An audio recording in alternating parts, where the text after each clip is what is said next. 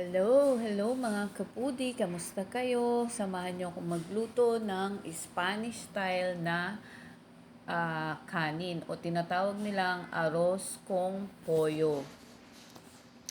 Pero sa edition na ito, hihiwalay ko yung chicken sa kanin nila. Kaya samahan niyo ako bilang OFW sa Panama. Samahan niyo akong magluto ng pagkain ng aking mga amo, ang kanilang tanghalian. Kaya tara, luto tayo mga guys. So ito ang ating mga ingredients guys. Makikita nyo. Na-marinate ko na pala yung chicken ko dyan.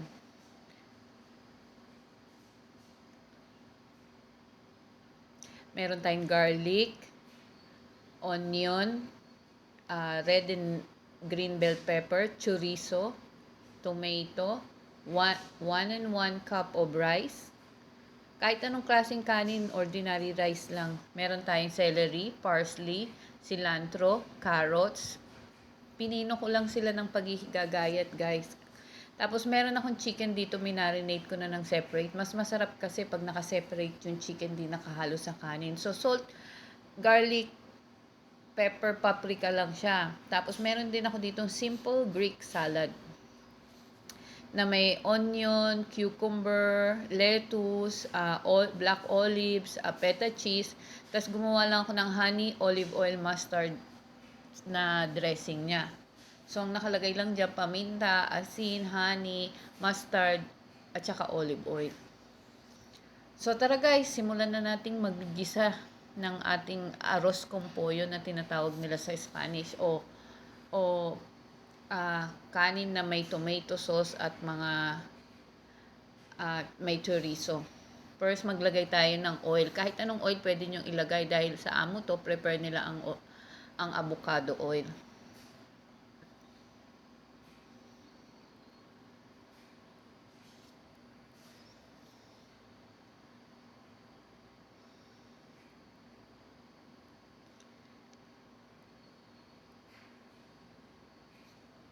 Ayan, pag mainit na guys, pwede na natin lagay yung sibuyas natin. Inuna ko sibuyas kasi minsan nasusunog yung bawang. Gusto ko yung flavor ng bawang sa kanin para nag-aroma siya guys. Ayan. Gisa-gisa lang natin yan hanggang sa medyo mag-translucent yung onion natin. Nakita nyo may nakasama pang bell pepper sa ginigisa ko. Pero okay lang yan guys. Magme-mekos-mekos din naman sila dyan mamaya.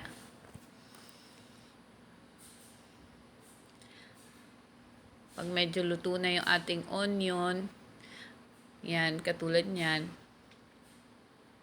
medyo nag-translucent na yung ating onion, ilagay na natin ilagay na natin ang ating garlic. Yan. Bali, ang ginamit ko dito guys, isang buong malaking onion, half red, half white onion. Tapos, ang garlic cloves ko, mga 7 to 8 garlic cloves yan. Tapos, sa bell pepper naman, half red bell pepper, half green bell pepper. Tsaka isang maliit na chorizo lang, hindi ganun kadami.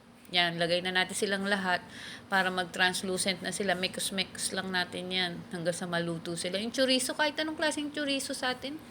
Kasi yung lasa ng chorizo nila dito parang Chinese chorizo dyan sa atin sa Pilipinas.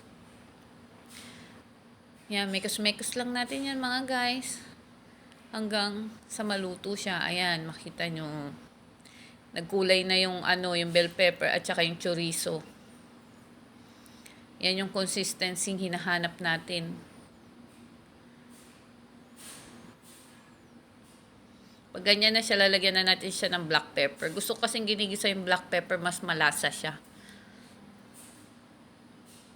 Tapos lagay na natin yung carrot, cilantro, celery, parsley. Yan, pino lang ang pagkakahiwa, pero hindi naman talagang prepare na kailangan pino. Nasa sa inyo naman yung kung gaano nyo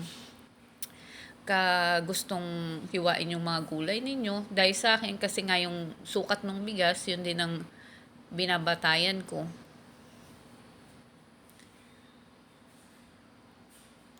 Yan, gigisa-gisa lang natin yan. Siguro gigisa lang siya ng mga 2 to 3 minutes. Lagay natin yung tomato. Yung tomato nga pala guys, binalatan ko.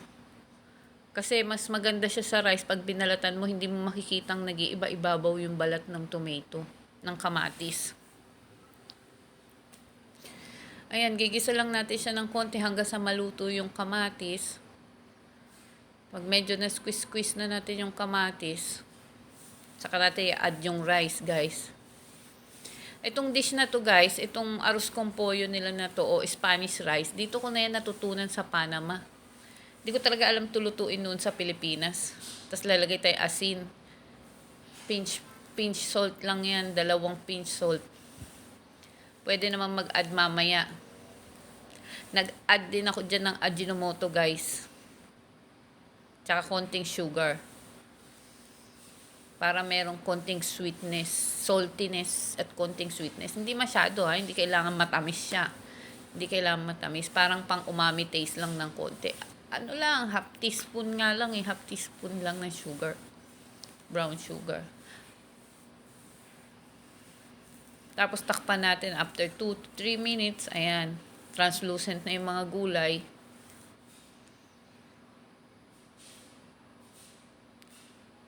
Ito nga pala, nag-add din ako dyan ng tomato sauce, guys. Ito nga palang tomato sauce na to. Nag-add din ako dito ng tomato sauce. So, yung tomato sauce na yan, guys, kaya ganyan siya kapula. Kasi may kahalo yan na anato. Alam niyo yung anato, dito kasi niluluto nila yung kanilang tomato sauce sa anato para magkulay sa rice, para maging red ang rice. So basically lang magpapakulo ka ng tomato, tapos tatanggalin mo yung balat, o minsan niro-roast nila yung tomato, tatanggalin mo yung balat, tapos magpapakulo ka ng anato, tapos i-mix mo, i-blend mo together yun. Or minsan sa oil nila niluluto, tapos hinahaluan nila. Pero ito, ano lang to, tomato sauce lang yan na may anato, walang oil. Ayan, i-add na natin yung ating rice. Ordinary rice lang, kahit anong klase ng rice sa Pilipinas. Mas masarap pa nga yung kanin sa Pilipinas. Kaya lang tansyahin nyo yung kanin sa Pilipinas. Ang kanin kasi nila dito medyo matigas. Ang kanin natin sa Pilipinas malambot.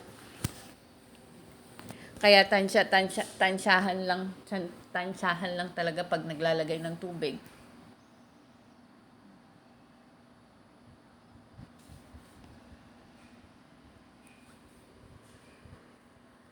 Ayan, i-add na natin yung ating tomato sauce with anato oil. Ay, with anato water. Walang oil yan, anato lang. Ayan, nalagyan natin ng konting tubig yung ating pinaglagyan.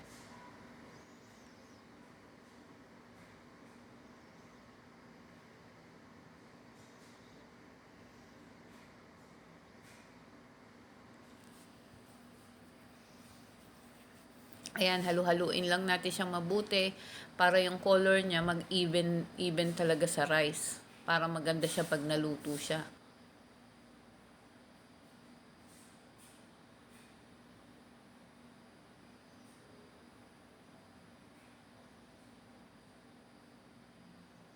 Ayan o, di ba ang ganda ng kulay niya?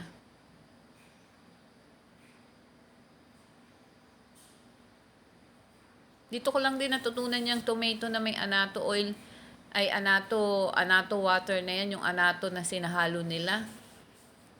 Ayan, lagyan na natin ng konting water. Ay, nalaglag pa. Ano kaya yun? Pasensya na kayo guys. Isa lang kasi ang kamay ko, hawak ko kasi yung camera eh. Wala pa namang 2 minutes.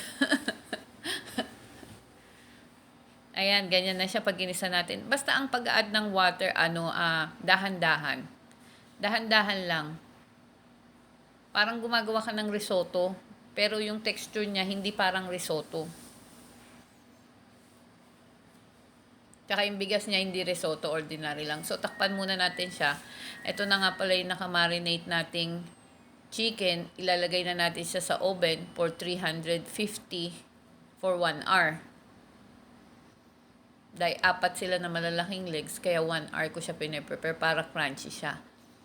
meron nga palang, ang chicken na yan, meron siyang garlic, paprika, paminta, lemon, salt, tsaka betchin.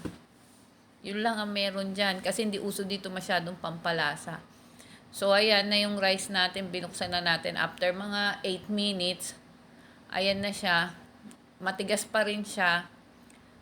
Pero wala siyang matigas na siya pero wala na yung tubig na nilagay natin kanina. So, dito mag-a-add tayo ulit ng another half cup of water. Bali 1 cup pala. Kasi 2 half cup yun. 1 cup pa lang in-add ko dyan. Tapos i-mix lang natin siya para mag-incorporate yung water niya. O maging even.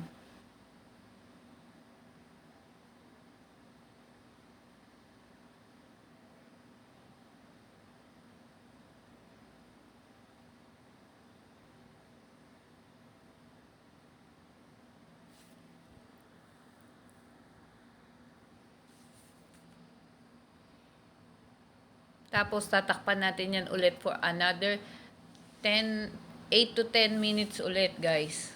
Tapos check natin yung chicken natin kung okay na siya. Ayan, so far, nasa halfway done pa lang tayo.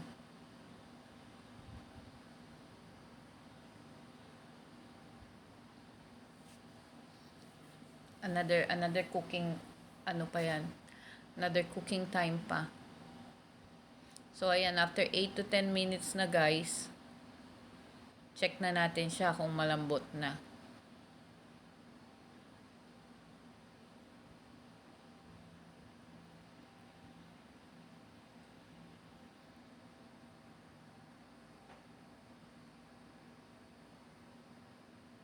Mekos-mekos lang natin para makita natin mag-even talaga yung flavor niya. Tignan nyo naman, guys, oh. 'Di ba? Ang sarap niyan. Masarap nga yan overnight. Pwede nyong lutuin yan sa mga anakis nyo, guys. Pwede nyong lutuin yan, mga kapudi, sa mga anak nyo. Kahit na isa, 2, 3 araw yan sa rep, napakasarap pa rin yan. Ayan, guys, napakasarap talaga niyan. Pinapatikim ko sa kasama ko para ma-approve niya kung talagang Spanish style na talaga yung naluto natin, guys. Diyan nating malalaman kung talagang Spanish style na pag natuwa na siya. Ay medyo mahiyain yung aking kasama, guys. Check naman natin yung chicken nating may garlic, black pepper, paprika, lemon and salt na chicken. Napaka-crunchy niyan, guys. Tignan nyo, ang crunchy niyan. Ayan, guys. Ano pa yan? 15 minutes pa. Check muna natin yung ating rice. After that, check natin yung ating rice. Alam ko ready na yung ating rice eh. Ayan, ready na yung rice. Ready for serving na sila, guys. Isa-serve na natin sila sa aking mga amo. Kita nyo naman. Ayan, ready na rin yung ating chicken. Napaka-crunchy sa labas niyan, tsaka napaka-juicy sa loob. Kaya hindi natin sinama yung chicken sa rice kasi yung tendency ng chicken nagiging malasado siya. So, ayan, guys, serve na natin. Thank you for watching, guys. Thank you, mga kapudi. Salamat sa panunood ninyo. Hanggang sa susunod. Pa-subscribe na lang ako, guys. Thank you.